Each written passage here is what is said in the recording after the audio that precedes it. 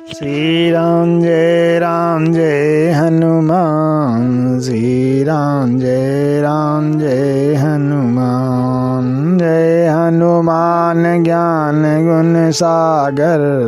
जय कपीस त्यों लोक उजागर। रामदूत अतुलित बलिधाम। जनि पुत्र पवन सुत नामा। श्री राम जय हनुमान। श्री राम जय हनुमान।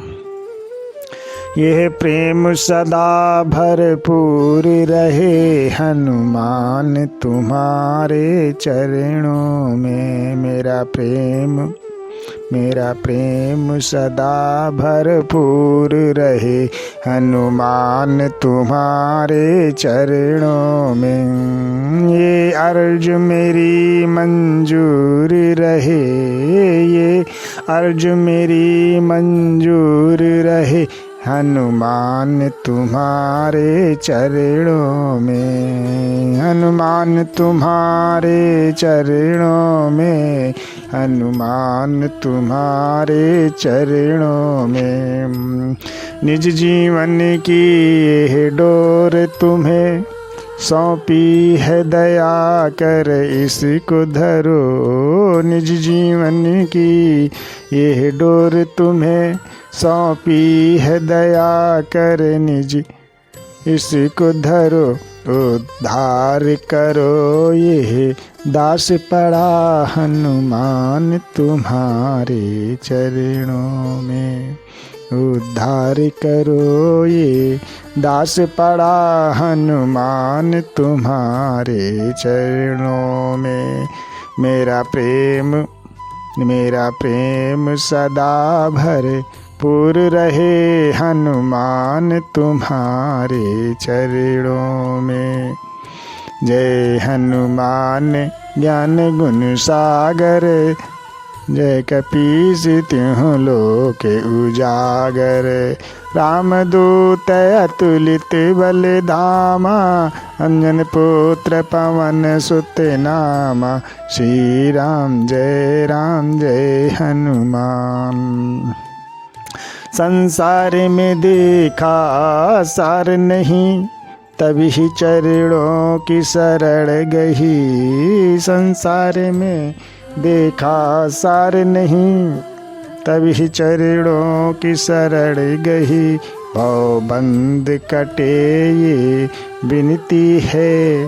भव बंद कटे ये विनती है हनुमान तुम्हारे चरणों में। मेरा प्रेम सदा भरपूर रहे हनुमान तुम्हारे चरणों में। आँखों में तुम्हारा रूप रमे ये मन ध्यान तुम्हारे मगन रहे। आँखों में तुम्हारा रूप रमे मन ध्यान तुम्हारे मगन रहे। आँखों में तुम्हारा रूप रमे मन ध्यान तुम्हारे मगन रहे। तन अर्पित सब निज कर्म करूं हनुमान तुम्हारे चरणों में। मेरा प्रेम सदा भरपूर रहे हनुमान तुम्हारे चरणों में। वो शब्द मेरे मुख से निकले मेरे नाथ जिन्हें सुनकर पिघले। वो शब्द मेरे मुख से निकले मेरे नाथ जिन्हें सुनकर पिघले। इस दास के भाव ऐसे ही रहे हनुमान तुम्हारे चरणों में। मेरा प्रेम सदा भरपूर रहे हनुमान तुम्हारे चरणों में।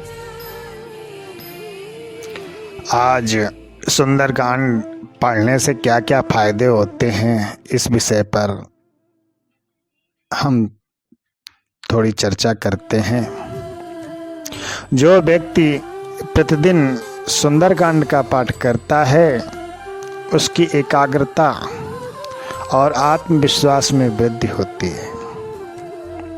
सुंदरकांड का पाठ करने से व्यक्ति के अंदर सकारात्मक ऊर्जा का संचार होता है। ऐसे में उसके द्वारा किए जाने वाले किसी भी काम का परिणाम हमेशा सकारात्मक ही मिलता है। सुंदरकांड का पाठ करने वाले भक्त को हनुमान जी बल प्रदान करते हैं। उसके आसपास भी नकारात्मक शक्ति भटक नहीं सकती। ये भी माना जाता है कि जब भक्त का आत्मविश्वास कम हो जाए या जीवन में कोई काम ना बन रहा हो तो सुंदरकांड का पाठ करने से सभी काम अपने आप ही बनने लगते हैं। सुंदरकांड का पाठ जो व्यक्ति श्रद्धा से रोज करता है उसके जीवन में श्री हनुमान जी की कृपा से सब सुंदर ही सुंदर होता है। उसके जीवन के सभी संकटों को श्री हनुमान जी पल भर में खत्म कर देते हैं कि संकट कटह मिटह सब पीरा जो सुमिरै हनुमत बलबीरा। जो व्यक्ति सुंदरकांड का पाठ नित्य करता है और श्री हनुमंत लाल की सेवा में रहता है वो जीवन में कभी किसी भी प्रकार से हार नहीं सकता और संसार के सर्व सुखों को सहज ही प्राप्त कर लेता है। और देवता चित्त न धरई हनुमत से सर्व सुख करई।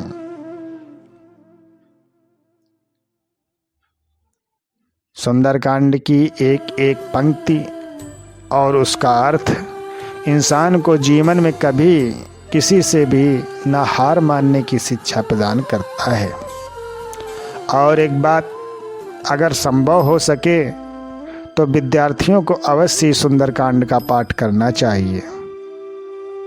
सुंदरकांड विद्यार्थियों के आत्मबल को जागाकर उनको सफलता के करीब ले जाएगा। शायद आपको मालूम नहीं होगा कि इसकी एक एक चौपाई में जीवन के सफलता के सूत्र भी बताए गए हैं। सफल जीवन जीने के मंत्र हैं इस सुंदरकांड में। और यदि सुंदरकांड के सभी सूत्रों को यदि इंसान अपने पर लागू कर ले तो उसे सफल जीवन जीने से कोई नहीं रोक पाएगा। संतों के मतों के अनुसार यदि मनुष्य अपने जीवन काल में संपूर्ण रामचरितमानस का पाठ नहीं कर पाए तो कम से कम सुंदरकांड का पाठ तो जरूर कर लेना चाहिए और करना चाहिए नित्य। सुंदरकांड का पाठ करने से आत्मा शुद्ध होती है। सुंदरकांड का पाठ करने से आत्मा परमात्मा से मिलने के लिए तैयार हो जाती है। सुंदरकांड का पाठ करने से कई लाभ होते हैं। रोग दूर होते हैं, दरिद्रता खत्म होती है, ग्रहों के प्रकोपों से बचता है, ग्रह क्लेश दूर होते हैं, कर्जों से छुटकारा मिलता है। इस प्रकार अनेकों अनेक लाभ ही लाभ होते हैं। अब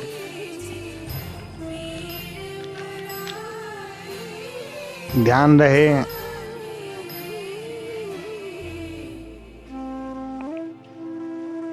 कि सुंदरकांड का पाठ कैसे करें।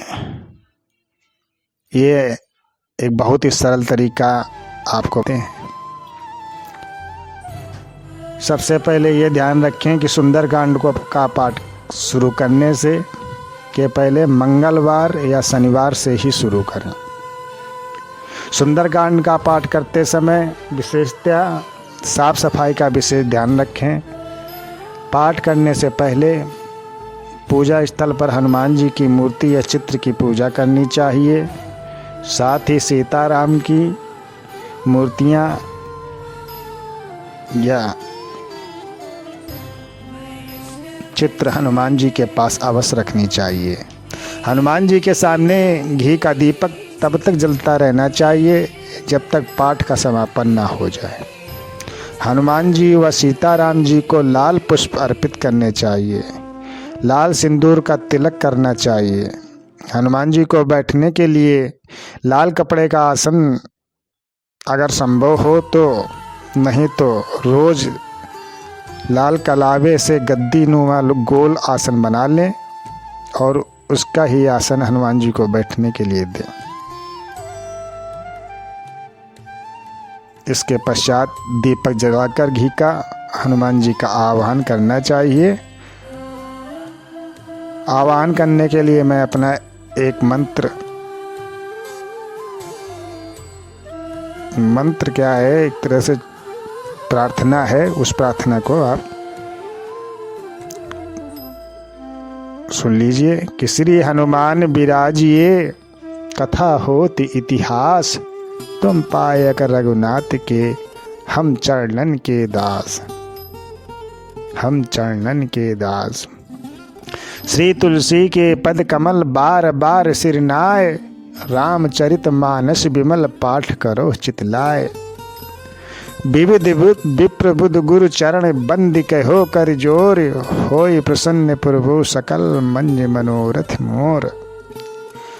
रामायण प्रारंभ सुनी आए चतुर सुजान, सिया राम पद कमल जुग बंद बैठो हनुमान। श्री तुलसी कत रामायण कथा करिए अनुसार, सुच सुंदर आसन सुभग लीजो पवन कुमार, लीजो पवन कुमार।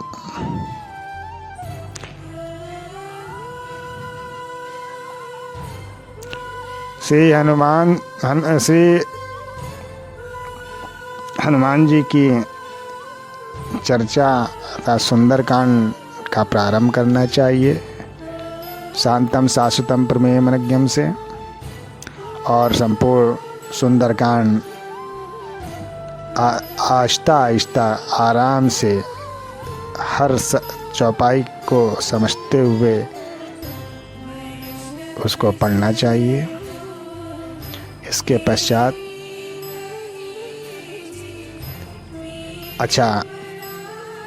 सुंदरकांड के प्रति श्लोक के बाद जो आपको पसंद हो उस चौपाई का एक संपुट बना लें और उस संपुट को हर श्लोक के पश्चात बोलना चाहिए। जैसे कवन सो काज कठिन जग माही, कवन सो काज कठिन जग माही, जो नहीं होए तात तुम पाई। ये भी एक संपुट अच्छा है। इस तरह से कोई एक संपुट बना लें और हर श्लोक के पश्चात उस संपुट को पढ़ना चाहिए। संपूर्ण सुंदरकांड का पाठ करने के पश्चात हनुमान जी का चालीसा, हनुमाष्टक, बजरंग बाण और हनुमान स्तवन का पाठ अवश्य करना चाहिए। तत्पश्चात रामायण व श्री हनुमान जी की आरती करनी चाहिए। आरती करने के पश्चात श्री हनुमान जी को किशमिश या मुनक्का तथा लड्डू का भोग लगाना चाहिए। और अगर ये भी संभव ना हो सके तो सरल जो आपके पास मौजूदा समय में हो उसका भोग श्रद्धा से लगाना चाहिए। भोग लगाने के पश्चात श्री हनुमान जी से क्षमा प्रार्थना करके श्री हनुमान जी की विदाई करनी चाहिए। कि श्री हनुमान जी से हाथ जोड़कर प्रार्थना करते हुए इस तरह से विदाई करनी चाहिए कि कथा विसर्जन होत है, सुनो वीर हनुमान, जो जन जहाँ से आए हो सो सो अपने धाम को करो प्रस्थान। एक और बात, पाठ करते समय बीच बीच में ना तो उठें और ना ही रुकें। सुंदरकांड का पाठ हमेशा अखंड करना चाहिए, जिससे हनुमान जी शीघ्र से शीघ्र प्रसन्न हो और आपके सभी मनोरथों को पूरा करें। ये एक बहुत सीधा सरल गृहस्थ जीवन का में सुंदरकांड का पाठ करने का हमारे मतानुसार एक तरीका है। मेरा मानना है कि कोई भगवान, कोई देवी देवता अगर अब श्रद्धा और भाव से, प्रेम से, किसी भी तरीके से उसकी पूजा अर्चना आराधना करते हैं, भजन करते हैं, तो हमेशा आपसे प्रसन्न ही होगा, ऐसा मेरा मानना है। बाकी इसके विषय में तो आगे बहुत सी चर्चा है।